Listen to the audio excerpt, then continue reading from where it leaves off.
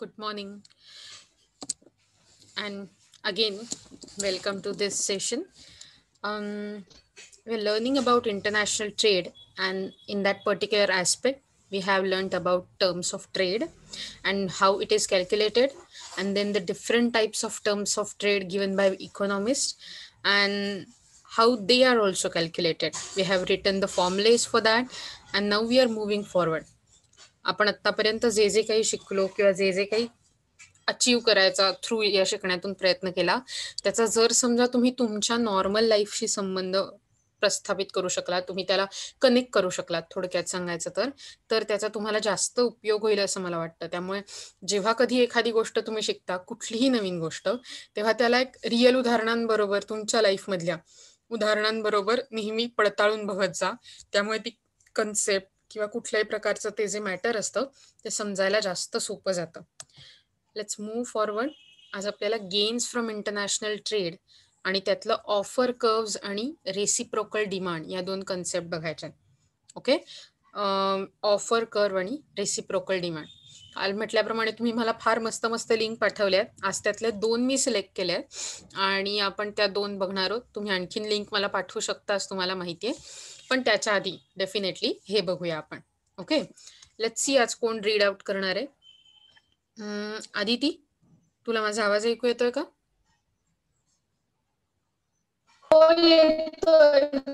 Okay, so तुझ्याकडे range enough आहे की तू वाचू शकशील इंट्रोडक्शन?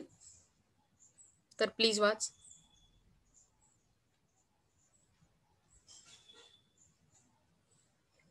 ओके, मला वाटतं ओके ओके, ऐक आदिती, मला वाटतं की तुझ्याकडे रेंज थोडी नीट नाहीये, कारण मला आवाज येताना सगळा शॅटर्ड येतोय, म्हणजे तुटलेला येतोय. ओके, आपण तुझ्याकडे रेंज असताना परत तुला वाचायला देऊया. आता मी सुरुवात करते. द मर्कंटलिस्ट मर्कंटलिस्ट म्हणजे असे लोक की ज्यांचा विश्वास होता की जर समजा त्यांनी ट्रेड केला तर त्यांनी ट्रेड आणि सैन्य या दोन्ही बरोबर दोन्ही गोष्टींनी आपलं पॉवर वाढवावी. ओके, म्हणजे थोडक्यात हे सगळे लोक होते ज्यांनी कॉलनीज प्रस्थापित केल्या. एका देशात जायचं, तिथे आपली कॉलनी प्रस्थापित करायची, तिथल्या लोकांना सैन्याच्या बळावर किंवा ट्रेडच्या बळावर आपल्या थोडंसं खाली दाखवायचं आणि आपोआपच त्यांच्याकडून फायदा करून घ्यायचा आणि त्यामुळे आपल्या कंट्रीला, आपल्या सैन्याला पाठबळ मिळवून द्यायचं. हे मर्कंटलिस्ट लोकांचं म्हणणं होतं. सो मर्कंटलिस्ट आणि classical economist believe that international trade promotes economic welfare through division of labour and specialisation. म्हणजे 2 गोष्टींमुळे काय म्हणतात तसं की international trade through economic welfare होते. आणि कुठलं डिव्हिजन ऑफ लेबर म्हणजे आणि स्पेशलायझेशन म्हणजे ज्या गोष्टी जिथे चांगल्या प्रकारे बनतात आणि ज्या गोष्टी बनवण्याची क्षमता ज्या देशात चांगली आहे तिथून त्या बनवून घ्यायच्या. जसं की असा विचार करा की ब्रिटिशांनी जेव्हा आपल्याकडे कॉलनी सुरू केली किंवा जिथे ज्यांनी आपल्याकडे इन्वेड केलं भारताला, तो उसके बाद क्या हुआ था, जैसे कि ब्रिटिश लोगों ने अपना राज्य शुरू किया यहाँ पर, तो उन्होंने हमसे पूरे जो कैश क्रॉप्स रहते हैं, ज्याला आपण नगदी पिकं म्हणतो मराठीत, सो वो कैश क्रॉप्स लेते थे, बहुत कम पैसों में हमसे लेते थे और बाहर जाकर बहुत ज्यादा पैसों में बेचते थे. So that was kind of mercantilism we were talking about. लेकिन वो ब्रिटेन से नहीं कैश क्रॉप लेते थे क्योंकि वहां पर वो अच्छे नहीं बनते, लेकिन इंडिया में अच्छे बनते हैं, तो इंडिया से कैश क्रॉप खरीदते थे. तो that is a division of labour and specialisation. International trade based on the principles of comparative cost and specialization and division of labor will lead to gains from all the trading countries. Economists like J.S. Mill, Alfred Marshall, Samuelson, Kemp, and Haberler were of the view of participating countries in international trade produce and exchange goods on the basis of division of labor and specialization, thus maximizing their economic gain. म्हणजे थोडक्यात सगळ्या कंट्रीजनी, एवढे सगळे जण economist जे आहेत त्या सगळ्यांचं असं म्हणणं होतं की ट्रेडमध्ये तुम्ही पार्टिसिपेट केलं पाहिजे आणि ते पार्टिसिपेट करून तुमचा गेन वाढवला पाहिजे, फायदा वाढवला पाहिजे. ओके, अदनान, मुझे आप दिख रहे हो? क्या आपको मेरा आवाज सुनाई दे रहा है? कल भी मैंने आपको कॉल किया था in the sense to read.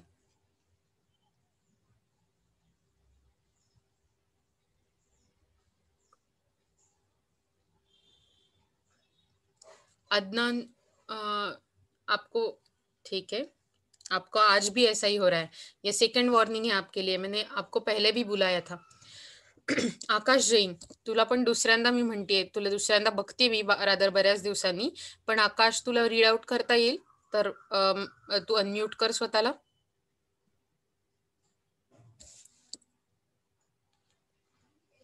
Okay, so we are doing these things again and again. मैंने आपको बोला था ऐसे मत करो. ठीक है, फिर भी क्या कर सकते हैं हम.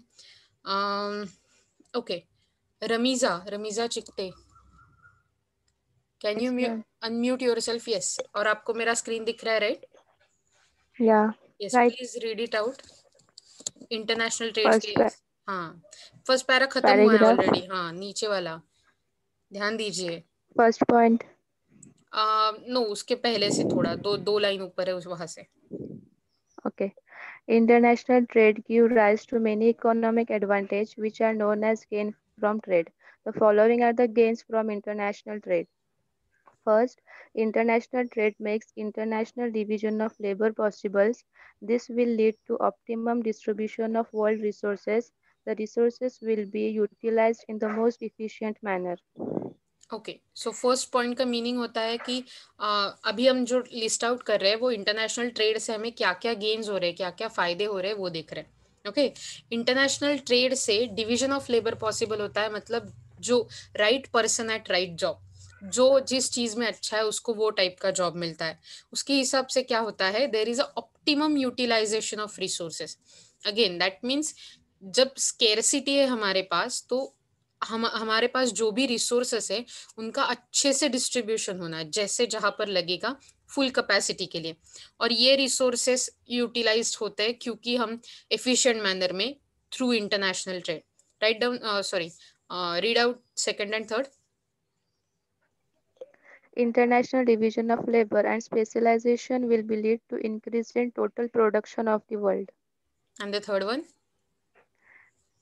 Eh, It will lead to an increase in the volume and value of the goods traded among the countries.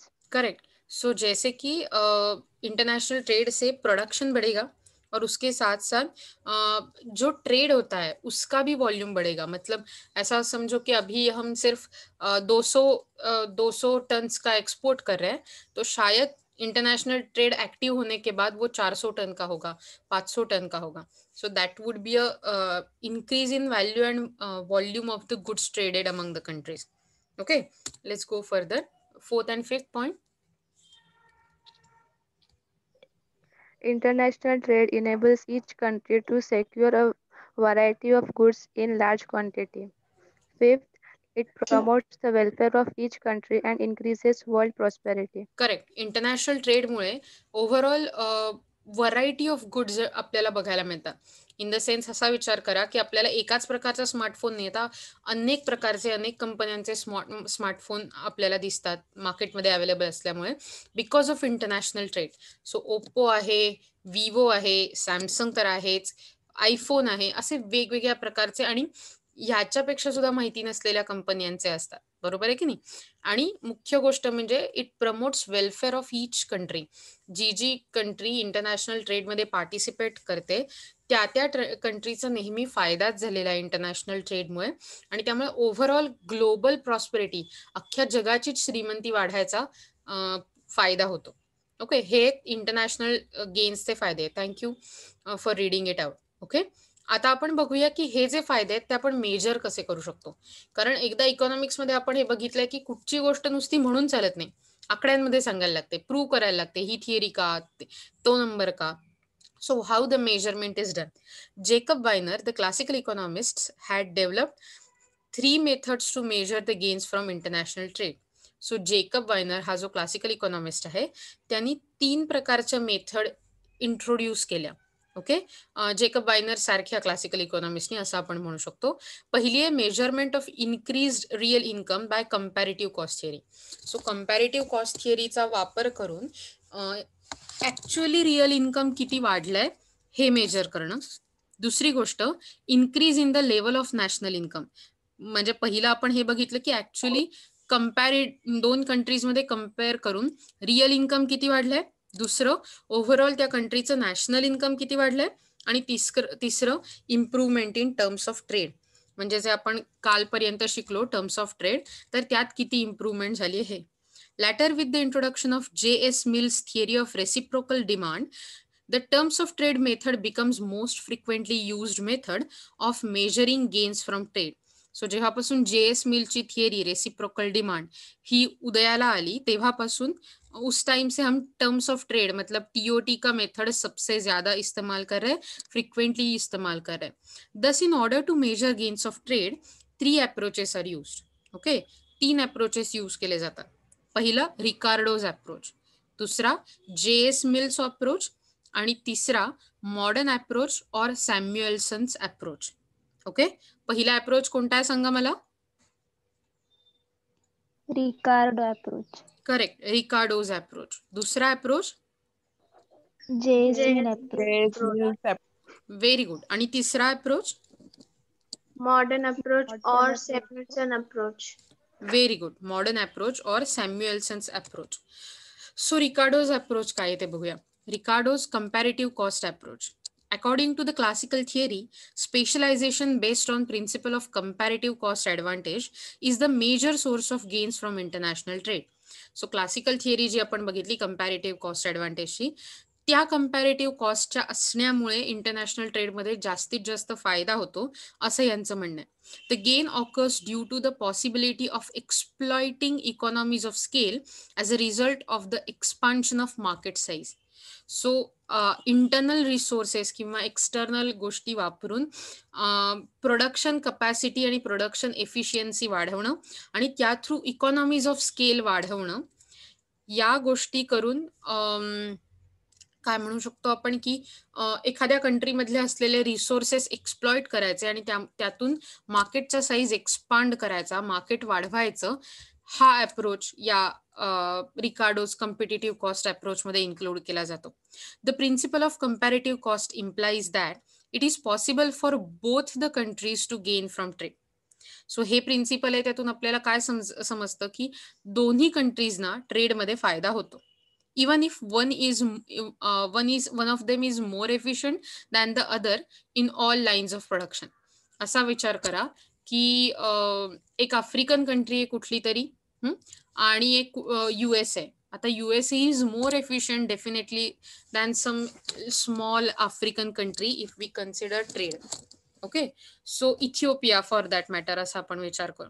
So Ethiopia आणि USA मध्ये ट्रेड होताना जरी USA जास्त एफिशियंट असलं तरी ट्रेडचा फायदा इथिओपियाला आणि USA ला अशा दोघांनाही होतो, हे सांगायचा प्रयत्न आहे. Specialization based on comparative cost advantage is a source of gain to the trading countries since the countries can produce cheaply by utilizing the abundant factors and get in exchange relatively cheaper goods through trade. So आपल्या कंट्रीत आपल्या cost ॲडव्हान्टेजचा वापर करून कमीत कमी पैशांमध्ये एखादी commodity बनवायची आणि जास्तीत जास्त ती कमोडिटी बनवून विकायची, व्हेअरॅज त्याच्या अगेन्स्ट कमीत कमी पैशात आपल्याला लागणारी कमोडिटी समोरच्या देशातून विकत घ्यायची. हा साधा सरळ व्यवहार आहे. ओके, सो त्यात पहिला पार्ट कुठला येतो, gains from international trade due to cost differences. जर तुम्हाला आठवत असेल मित्रांनो, तर आपण कॉस्ट डिफरन्सेस मधनं कशा प्रकारे इंटरनॅशनल ट्रेडमध्ये फायदा होतो हे जेव्हा पहिल्या 2 थिअरी बघितल्या, मॉडर्न थिअरी आणि त्याच्या आधी क्लासिकल थिअरी, म्हणजे रिकार्डोस जेव्हा आपण बघितली आपली कंपॅरेटिव्ह कॉस्ट ॲडव्हान्टेजची थिअरी आणि हेक्सर-ओहलीन थिअरी, त्या दोन्ही थिअरी बघताना आपण हे बघितलं होतं ऑलरेडी की गेन्स फ्रॉम इंटरनॅशनल ट्रेड हे कसे कॉस्ट डिफरन्सेस मधनं होतात. त्यात आपण 3 कॉस्ट डिफरन्सेस बघितले होते, equal cost differences, comparative cost differences आणि ॲब्सोल्यूट कॉस्ट डिफरन्सेस. जर तुम्हाला आठवत नसेल तर तुम्हाला मागे जाऊन बघायला लागणार आहेत बरं का परत लेक्चर. त्यामुळे मी तुम्हाला हा पॅच नुसता वाचून न दाखवता त्यांनी काय ऍक्च्युली उदाहरण दिलंय त्याच्याकडे नेते. Okay, the gains from specialization and trade depend on pattern of comparative advantage rather than absolute advantage. So absolute advantage वर भर न देता कंपॅरेटिव्ह कॉस्ट ॲडव्हान्टेजवर भर देऊन इंटरनॅशनल ट्रेड मधला आपला फायदा वाढवता येतो. कसं एक्झाम्पल आहे? Let us suppose that 2 countries USA and European union. So actually European union ही एक कंट्री नाही आहे, हा अनेक कंट्रींचा मिळून असलेला एक ग्रुप आहे, एक ब्लॉक आहे, ट्रेड ब्लॉक. पण तरी डील करताना ते एक कंट्री असल्यासारखं करतात. सो USA आणि युरोपियन युनियन ह्या दोघांमध्ये जर ट्रेड होत असेल, both produce some goods, wheat and cloth. So दोन्ही मिळून व्हीट आणि क्लॉथ असे 2 गुड्स प्रोड्यूस करतात. But the opportunity wrong spelling आहे, okay. Opportunity cost of producing 2 items differ between countries. So तेही दोन्ही गोष्टी बनवण्याचे अपॉर्च्युनिटी कॉस्ट म्हणजे त्याचा जो खर्च आहे, गहू बनवण्यासाठी किंवा गहू प्रोड्यूस करण्यासाठी लागणारा जो खर्च आहे, आणि मुख्य गोष्ट म्हणजे क्लॉथ न बनवण्यासाठी लागणारा जो खर्च आहे, दॅट इज अपॉर्च्युनिटी कॉस्ट. ही प्रत्येकाला वेगळी वेगळी असते. In our example, we assume that opportunity cost of producing 1 kilogram of wheat is 0.6 meter of cloth in the US, whereas 2 meter of cloth in European Union. So आपण असं म्हणू शकतो की European union मध्ये 2 मीटर क्लॉथ बनवण्यासाठी, 1 kilo wheat बनवण्यासाठी 2 metre क्लॉथचा loss होतो, वेरॅज US मध्ये 1 किलो व्हीट बनवण्यासाठी 0.6 मीटर क्लॉथचा लॉस होतो. म्हणजे सगळ्यात जास्त क्लॉथचा लॉस कुणाला होतो 1 किलोग्रॅम व्हीट बनवताना? US ला की युरोपियन युनियनला? सांगा बरं. बघा बरं. European union. करेक्ट, युरोपियन युनियनला त्यांना 2 मीटर ऑफ क्लॉथचा लॉस होतो. बरोबर आहे की नाही? सो टेबल 1 जे तुम्हाला सांगितलेलं आहे, it gives the date. The second column of the table gives some information about expressed as the opportunity cost of 1 meter of cloth.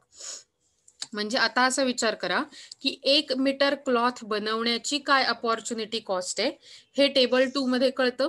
वेरॅज column म्हणजे आपण म्हणू शकतो की व्हीट बनवताना तुम्ही किती अपॉर्च्युनिटी कॉस्ट खर्च करताय आणि क्लॉथ बनवताना किती. जर तुम्ही बघितलं तर व्हीटसाठी अपॉर्च्युनिटी कॉस्ट ही 0.6 मीटरची आहे क्लॉथसाठी. म्हणजे एक व्हीट बनवताना 0.6 मीटर क्लॉथचा लॉस होतो, आणि 1 किलोग्रॅम व्हीट बनवताना युरोपियन युनियन मध्ये 2 मीटर क्लॉथचा लॉस होतो. वेरॅज 1 मीटर क्लॉथ बनवताना 1.67 kg व्हीटचा लॉस होतो, आणि 1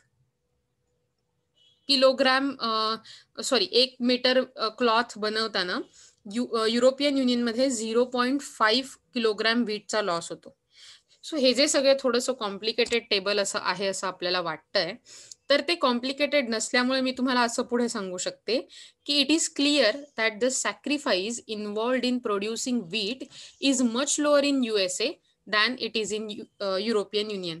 सो जर तुम्ही बघितलं तर व्हीट बनवण्यासाठी 1 किलोग्रॅम व्हीट बनवण्यासाठी USAचं सॅक्रिफाईस 0.6 मीटर क्लॉथच आहे, पण युरोपियन युनियनचं मात्र 2 मीटर्स आहे.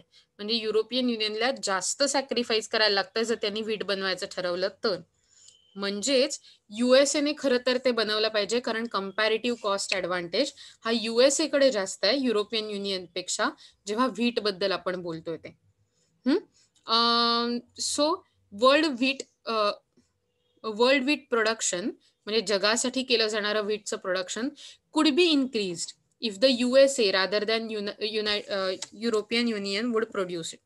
सो जर समजा युरोपियन युनियन पेक्षा USAने व्हीटचं प्रोडक्शन वाढवलं तर जास्त बेटर प्रकारे व्हीटचं प्रोडक्शन वाढेल जगासाठी, असं म्हटलं गेलं. As far as the cloth production is concern, it is clear that the loss of wheat due to producing 1 unit of cloth is lower in European union than in USA. So क्लॉथच्या बाबतीत आपण म्हटलं तर कमी किलोग्रॅमचा loss होतोय 1 metre cloth बनवण्यात as compared to जेव्हा आपण व्हीट बनवतोय तेव्हा. म्हणजे बघा, युरोपियन युनियनचा फक्त 0.5 किलोग्रॅम व्हीटचा लॉस होतोय जेव्हा ते 1 मीटर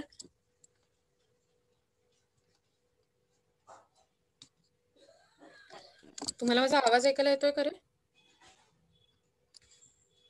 Yes. Yes, ma'am. हा, कारण माझ्या हेडफोनला लेट मी जस्ट माझ्या हेडफोनमुळे तसं वाटत होतं मला, हेडफोन हल्ल्यामुळे.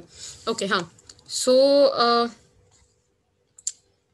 आपण असं म्हणत होतो की जेव्हा युरोपियन युनियनमध्ये, तिसरा कॉलम बघा टेबलमधला, युरोपियन युनियनमध्ये 1 मीटर क्लॉथ बनवताना 0.5 kg व्हीटचा लॉस होतोय. पण तेच अमेरिकेत 1.67 kgचा लॉस होतोय 1 मीटर बनवण्यासाठी. ओके, म्हणजेच आपण असं म्हणू शकतो की अमेरिकेचा, युएसएचा जास्त लॉस होतोय as compared to European union.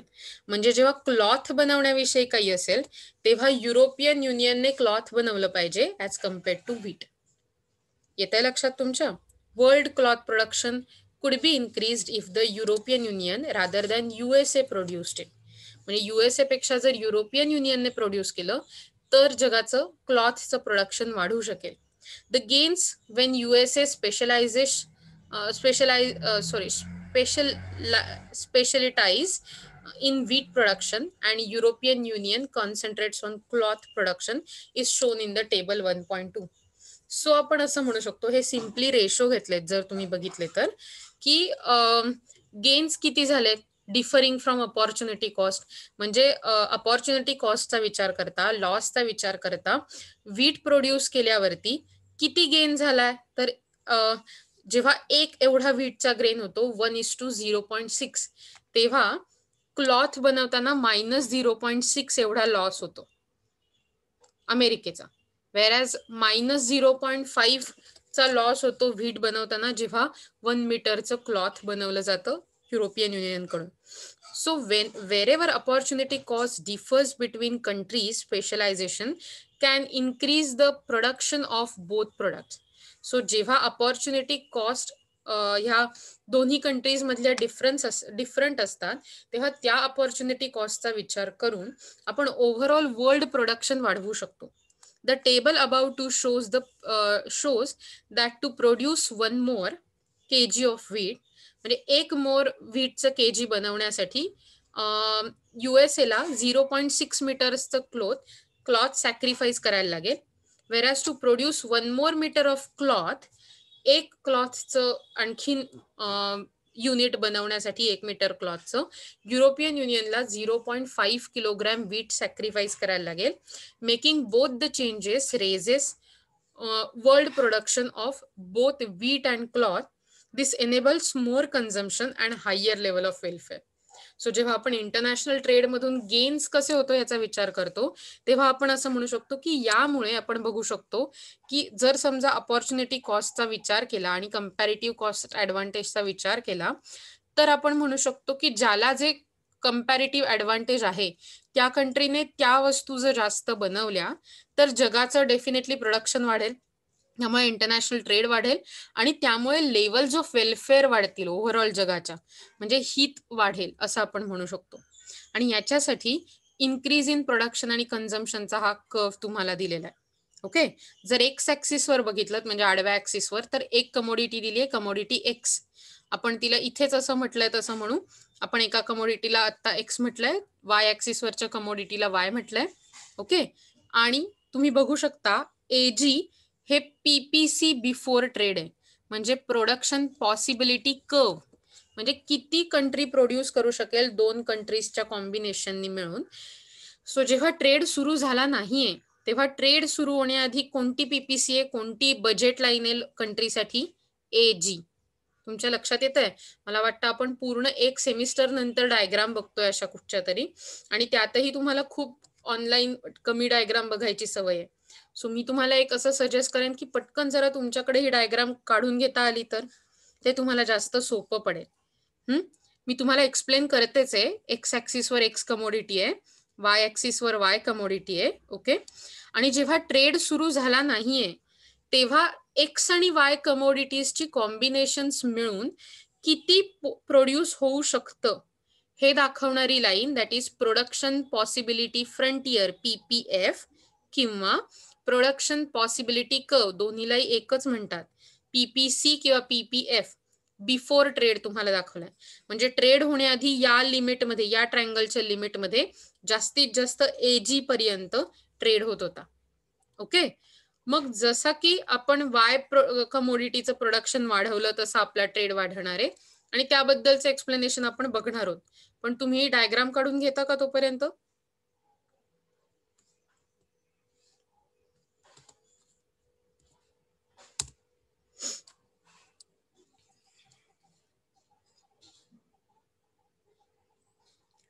तुमची काढून झाले डायग्राम? इंटरेस्टेड होतात तुम्ही काढण्यात की मी पुढे जाऊ? ओके, तर मी पुढे जाते. ओके, म्हणजे तुम्ही काढा. जर समजा वेळ जाणार असेल तर मी परत मागे जाणारच आहे हे एक्सप्लेन करताना. Trade leads to increase in the consumption capacities of a developing countries and provide access to scarce resources and worldwide market for products. So trade मुळे काय होतं, लोकांच्या कन्झम्पशन कपॅसिटी वाढतात, लोकांचे खर्च करण्याची ताकद वाढते डेव्हलपिंग कंट्रीज मधल्या, आणि आपली प्रोडक्ट्स मार्केटमध्ये देण्यासाठी, एक्सपोर्ट करण्यासाठी मार्केट बनतं. आणि मुख्य गोष्ट म्हणजे जे रिसोर्सेस स्कार्स असतात, कमी असतात, ते बाहेरून मागवता येतात. Hence, a very significant advantage of international trade is the increase in the consumption, which will increase the welfare of the people. So, international trade मुळे consumption वाढेल आणि consumption वाढल्यामुळे welfare वाढेल. लक्षात येत आहे तुमच्या? सांगा बरं मला, इंटरनॅशनल ट्रेड मुळे कशात इन्क्रीज होईल? It will be increase in consumption. कशात इन्क्रीज होईल? Consumption. करेक्ट. आणि कन्झम्पशन मध्ये इन्क्रीज झालं म्हणून कशात इन्क्रीज होईल? The welfare of the people. काय? Welfare of the people. Correct. लोकांच्या हितामध्ये वाढ होईल. The gain in the consumption can be explain with the help of production possibility curve, जो आपण PPC बघितलाय तो. In the above diagram, one commodity X is shown on X axis. मी तुम्हाला already सांगितलंय. Y commodity is shown on Y axis. Okay. AG indicates, ही जी line येते, पुन्हा एकदा मी तुम्हाला आता बॅक अँड फोर्थ करून सांगणार आहे, कारण रॉंगली पुस्तकाच्या पेजमध्ये ही डायग्राम मागच्या पेजवर असल्यामुळे चुकून मागच्या स्लाइडवर पेस्ट झाली माझ्याकडून. But I guess we can manage that. So आपण असं म्हणू शकतो की AG ही जी आता हायलाइट केलेली लाईन आहे, okay, so highlighted AG line indicates the PPC of the country before trade. देशाची प्रोडक्शन करण्याची, X आणि Y या दोन कमोडिटी प्रोड्यूस करण्याची क्षमता, that is production possibility curve, हा आपल्याला AG असा दिसतोय. Okay. The different combinations of X and Y which can be produced by given amount by labour is given by point H on AG line. So H किंवा त्या line वरती कुठलाही point घेतलात तरी ती आपल्याला वेगवेगळी प्रकारची कॉम्बिनेशन्स दिसतील. फ्रॉम AG, H मधले जे मी डॉट डॉट दाखवलेत ते सगळे, ती सगळी वेगवेगळी कॉम्बिनेशन्स आहेत कमोडिटी X आणि कमोडिटी Y हे कंट्रीमध्ये बनण्याची. सो मे बी मी जर 2 कमोडिटी Y बनवल्या तर मी 3 कमोडिटी X बनवू शकेन. पण मला जर 3 कमोडिटी Y बनवायच्या असतील तर मला 1 कमोडिटी सॅक्रिफाईस करायला लागेल Xची, आणि 2च X कमोडिटी बनवायला मिळतील. So that is production possibility frontier before trade. Trade होण्या आधीचा PPC. Okay. After this is the equilibrium position for the country before trade. म्हणजे सगळ्यात जास्त फायदा देणारी पॉइंट H ही इक्विलिब्रियम पोझिशन आहे. मात्र after entering into trade the production possibility curve shifts and assume the position GC. म्हणजे जर जेव्हा आपण म्हणतो की जेव्हा ट्रेड सुरू झाला, तेव्हा ट्रेड सुरू झाल्यावरती प्रोडक्शन पॉसिबिलिटी फ्रंटियरची जागा बदलतीये, तो एक्सपांड होतोय, आणि तो AGच्या ऐवजी आता काय झालाय, GC. म्हणजे तुम्ही जास्त Y कमोडिटी प्रोड्यूस करू शकताय as compared to G commodity. येत आहे तुमच्या लक्षात? थोडं पुढे जाऊया. Okay. The slope of this line GC indicates international price ratio of the country. So हा जो GC लाईनचा स्लोप आहे, GC लाईनचा जो तुम्हाला दिसतो इथे सुद्धा, तो जो स्लोप आहे त्यातून आपल्याला इंटरनॅशनल प्राइजेसचा रेशो समजतो. द इंटरनॅशनल प्राइस GC किंवा CG is tangent to the community indifference curve at E. म्हणजे हा जो E पॉइंट आहे, या E पॉइंटला ही लाईन टँजंट आहे, कारण आपल्याला त्यातून कळतोय की लोकांचा कसा चेंज होत चाललाय, की आपण कोणती कमोडिटी घेतली पाहिजे, Y कमोडिटी की X कमोडिटी. आणि हे लोकांचं जे इंडिफरन्स आहे, लोकांचं जे कन्फ्युजन आहे, ते आपल्याला या E पॉइंटने दिसतंय. बघा या कर्व वरती E पॉइंट आहे. ओके, बघा दिसतोय PPC आफ्टर ट्रेडच्या जिथे जो कर्व दाखवलाय तिथे इंडिफरन्स कर्व वरती. The higher equilibrium point at E for the country is possible because improved availability of inputs say labour. जेव्हा इंटरनॅशनल ट्रेड सुरू होईल तेव्हा अवेलेबिलिटी ऑफ इनपुट्स वाढेल आणि त्यामुळे आपण E पेक्षा जास्त चांगल्या पॉइंटला पोहोचू शकू. That might be point F. Okay, so by employing more labour inputs the domestic production possibility curve shifts from AG to BH. म्हणजे आपण असं म्हणू शकतो जेव्हा जास्त लेबर अप्लाय केलं तेव्हा आपल्याला प्रोडक्शन पॉसिबिलिटी फ्रंटियर, इथे आपण ट्रेड सुरू केला GC मध्ये आणि त्याच्यामुळे आपला प्रोडक्शन पॉसिबिलिटी फ्रंटियर वाढला. पण मग लक्षात आलं की तसं जरी असेल तरी या इंटरनॅशनल ट्रेडमुळे मला जास्त लेबर अवेलेबल झालंय आणि ते लेबर अवेलेबल झाल्यामुळे मी X कमोडिटी पण जास्त प्रोड्यूस करू शकणार आहे आणि म्हणून आपल्या देशाचा प्रोडक्शन पॉसिबिलिटी फ्रंटियर बदलला आणि तो झाला BH. ओके, सो तो झाला BH आणि त्याच्यामुळे आपला AG पासून BH पर्यंत प्रोडक्शन पॉसिबिलिटी कर्व शिफ्ट झाला, म्हणजे प्रोडक्शन वाढलं. बघा जो आधी AG होता आता तो चक्क वाढून उजवीकडे BH असा एवढा झालाय. येत आहे तुमच्या लक्षात? आणि म्हणून आपण असं म्हणू शकतो की इंटरनॅशनल ट्रेडमुळे अशा प्रकारे गेन होऊ शकतो, प्रोडक्शन वाढवू शकतं. International trade makes the country better of in production and consumption. So ह्या अप्रोच नंतर मी तुम्हाला एक तर अटेंडन्स शीट देणार आहे, मला माहिती आहे. आणि आपण काल म्हटलं होतं की मी तुम्ही पाठवलेल्या काही फनी व्हिडिओज किंवा हे दाखवणार आहे आणि त्याप्रमाणे मी आज तुम्हाला ती दाखवणार आहे. आपल्याकडे भरपूर व्हिडिओ आल्यात, सो जेव्हा मी तुम्हाला त्या दाखवणार आहे मी रोज काहीच दाखवू शकते. सो आज आपण काजलने पाठवलेल्या एका BTSच्या व्हिडिओ बद्दल व्हिडिओ बघणार आहोत. सो मला सांगा की तुम्ही BTS बद्दल ऐकलंत का पूर्वी? अटेंडन्स शीट मी तुम्हाला पाठवली बाय द वे. Yes. हो. तुम्ही कोण मला सांगू शकाल का BTS बद्दल? कोरियन काहीतरी असतं ना. कोरियन K-पॉप असं ज्याला म्हटलं जातं आणि त्यांचा हा बँड आहे BTS नावाचा. आणि काजलने ही जी व्हिडिओ पाठवली आहे ती एका गरबा सॉन्गची आपल्याला खूप माहित असलेल्या आणि त्याच्यावर BTSने जर समजा परफॉर्म केलं तर कसं होईल, हे फनी व्हिडिओ आहे. 2.33 मिनिटाची. आणि ऍक्च्युली निशिकांतने खूप भारी कोक स्टुडिओ नावाच्या एका काय म्हणतो त्याच्यातनं पाठवलंय. पण आधी आपण ही बघूया, वेळ उरला तर कोक स्टुडिओचं नक्की बघूया आणि अदरवाईज उद्याला ते आपण कंटिन्यू करू शकू, कारण ते गाणं आहे आणि it's again very nice song. I heard it. Okay, let's start with this. Okay,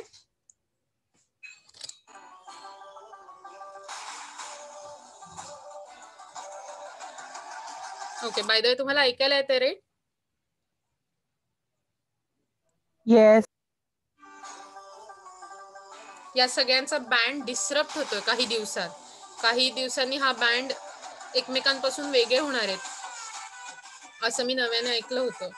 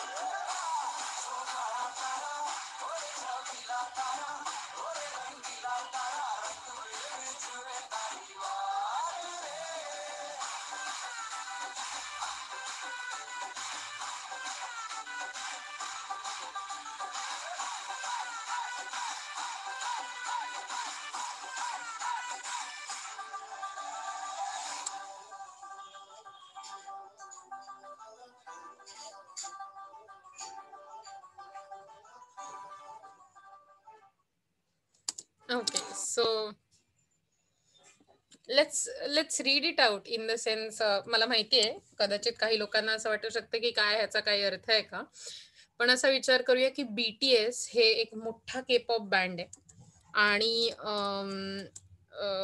आपण असं म्हणूया की आपल्याला माहिती नसतं ज्यांना, जनरल नॉलेज असं नाही, पण काहीच हरकत नाही ना अशा गोष्टींबद्दल माहित असायला. ही जगातलं खूप फेमस असलेली बँड आहे, जसं की आणखीन बरेच बँड, जस्टिन बिबरचा बँड, कोल्ड प्ले किंवा अशा सेलेना गोमेज, ह्या सगळ्या लोकांसारखं आपल्याकडे पण वेगळे वेगळे बँड्स आहेत, बरोबर ना.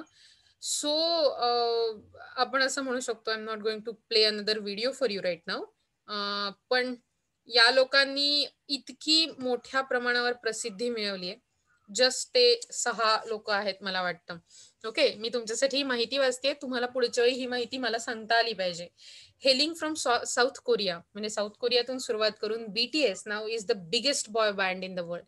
सगळ्यात मोठा बॉय बँड म्हणून फेमस झालाय तो. आपण जेव्हा इंटरनॅशनल ट्रेडचा विचार करतो तेव्हा ह्या सगळ्या गोष्टी खूपदा मॅटर करतात, ह्या सगळ्या गोष्टींबद्दल माहिती असणं. Topping charts and setting records as they have continued their current world tour. त्यांची करंट वर्ल्ड टूर 2018 मधलं हे माहिती आहे. 2018 मध्ये करंट वर्ल्ड टूर चालू असताना त्यांनी 2013 पासून सुरुवात केली आहे. Since their debut is 2013, the 7 members of group which consist RM, Jin, Suga, J-Hope, Jimin V and Jungkook have grown beyond the bounds of traditional K-pop acts, making a splash of everywhere from Chile to California.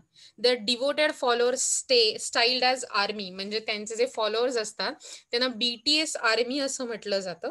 आणि